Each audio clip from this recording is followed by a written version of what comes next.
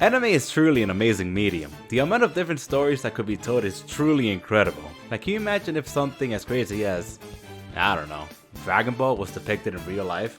I mean, that would be awful. There is no way for the craziness that is the Dragon Ball series to ever work like that. So I'm glad that no corporation was stupid enough to actually try it.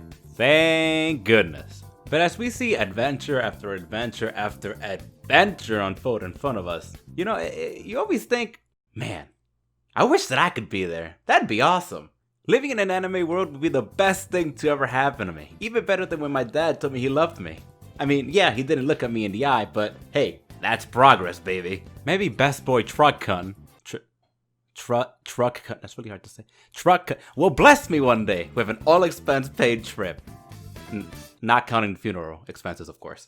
And if I've been an extra good boy, he'll put me in the One Piece world right next to Luffy, so I can go off on my own pirate adventure, take down the corrupt government, and get to Laugh Tale. Which got me thinking, living in the most popular anime universes would, and to put this as educated and well written as a college student could possibly say it, be really poopy. Like, let's take One Piece as an example, partly because after 517 years I'm finally caught up, and also because it's one of the most popular shows of all time. With devil fruits, amazing islands, and plenty of things to do, what could possibly be the negatives?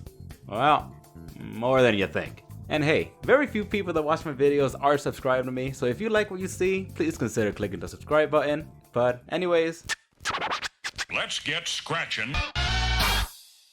So you've just landed in the OPW, be it through the loving embrace of a 6,000-pound automobile or through normal teleportation, whatever. Congratulations, you've been isekai'd.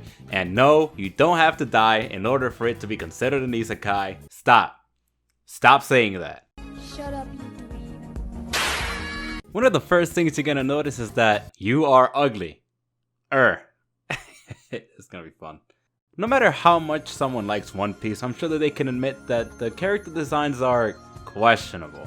Not all of them, of course, but for every category, we have Dr. Hogbag. And for every Zoro, we have whatever this is, you get it. And sorry, baby, if you're gonna live here, you're gonna commit or get out. And if you think you're gonna look like Ace, I got some bad news for you. No. I mean, look at yourself. You aren't the main character. Not with that haircut. Be it having a super long nose, which trust me would not be the worst thing to have here, or having an extra large tongue that always sticks out. Man, I really hate that design choice. It always makes my mouth feel so dry when I look at it. And you might say, hey Cryo, tell me something I don't know. This doesn't sound like a deal breaker at all. And you're right, it's just something to keep in mind. But you know what is a deal breaker? That you'd be a literal criminal. Even though we see that not all pirates are innately bad, they are still considered to be bad by the Marines and by most people in the One Piece world. And since you probably want to start your pirate adventure right away because you know how the saying goes, when in Rome, pillage and kill like the pirates do. So you're going to be considered armed and dangerous from the jump. You know, consider you find a crew and learn how to sail a huge old-fashioned ship. Unless you just want to live a normal life on some island for some reason, which still wouldn't be a good idea because the aforementioned criminals would eventually come and attack your island, so you might as well go out to sea.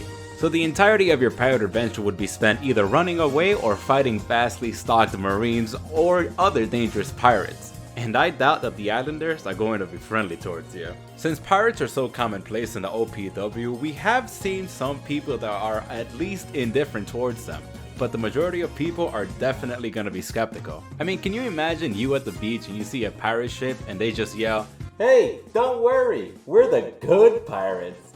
Yeah, I doubt you'd let them anywhere near the treasury. You know, all this being if you don't meet an admiral early in your adventure because you would 100% be sent to Impel Down for the rest of your life. Because I don't think I have to say this, but you definitely wouldn't have a devil fruit power. No doubt one of the coolest things in One Piece are the devil fruit abilities. As everybody probably knows by now, these fruits grant amazing powers and abilities that can get you out of almost any situation. Except getting through 6 feet of water because they take away your ability to swim, but yeah, almost any situation. They are truly one of the most important items in the entirety of One Piece, and the thing is, you wouldn't have one. Devil fruits are highly sought out by pirates and even the Marines. The odds of you getting one are very slim to basically zero. We have seen a handful of devil fruits being eaten throughout the show, so that's why I said it's not impossible for you to get your hands on one. But they've been in the hands of Shanks, the Whitebeard Pirates, CP9, on the ship of the King of the Pirates himself, a little girl. See, not feasibly impossible to get one, but you just have to get extraordinarily lucky to find one. You could theoretically try your hand at an artificially created devil fruit called the Smile Fruit. That is if you want to go through the all-powerful, strongest creature, Kaido, to get one. And if you somehow do manage to sneak away with a Smile Fruit, you can either lose all emotion except for smiling and laughter, or if you're lucky, you can end up looking horrific for the rest of your life with a real-life animal growing out of you. So more often than not, these fruits kinda suck ass. I think you're better off looking for an actual devil fruit, and I already told you the odds of that happening. So if you want a chance to get at the glorious Laugh Tail, you're gonna have to spend years upon years training your haki.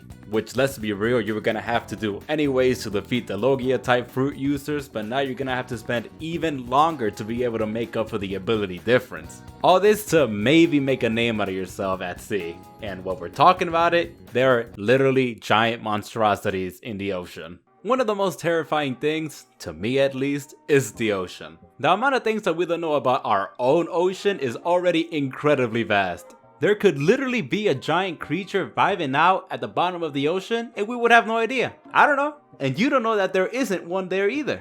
Now imagine going into the sea with the full knowledge that there are literally hundreds upon hundreds of these things out there. This is the Sea King. A small Sea King, mind you.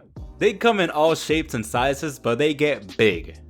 Like, really big. Like, what do I even do now big? I can't imagine how many ships just go gone in half a second just because these things accidentally nudged one of the ships. Now imagine if they wanted you dead. Yeah, you wouldn't last very long. And there's gonna be somebody that's eventually gonna be able to control them. So if on a whim they say, alright, I'm tired of all these pirates, you're gonna have to resign. And of course, not to mention all the animals that you find outside of the water too. You know, the giant bugs, giant tigers, monkeys, wild animals, birds. I don't even think I have to go on. I could keep giving you reasons as to why you wouldn't want to live in this world, but I think I'm gonna end it at the celestial dragons. Granted, this is a small chance because you probably won't run into one of these guys. They aren't really walking around, riding around of their homes too often, but there is still a possibility that you will see one. Just in case you don't know by now, celestial dragons are treated like gods. If they want something, they will get it. The only thing that could really override a command from them is another celestial dragon, but they are basically all the same with like one exception, so I don't even think that's important enough to keep talking about. But if by chance you do run into one of these people and they decide that for whatever reason they want you as a prisoner, you're done. Like, there's nothing you can do. Your crew would get annihilated if they try to save you because the big papa admirals are gonna be waiting for them, and you're not gonna raise a hand against them because you'd be shot on the spot.